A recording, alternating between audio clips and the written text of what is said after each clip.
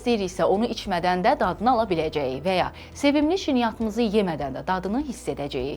Bəli, texnologiya bunu da bacarır. ABŞ-nin Ohio Dövlət Universitetinin elm adamları xüsusi cihaz hazırlayıblar. E-test adlı texnologiya dilimizin tanıdığı 5 əsas dadı kimyəvi birləşmələrlə təqlid eləyir. Könüllü qrup üzərində aparılan testlərdə sistemin dadları təqlid etmə göstəricisi 87%-ə bərabər olub. Bəs e-test necə çalışır? E-test dadları hiss etməyimizə kömək etmək üçün ağıza xüsusi cihazlar vasitəsilə elektrik siqnalları göndərir.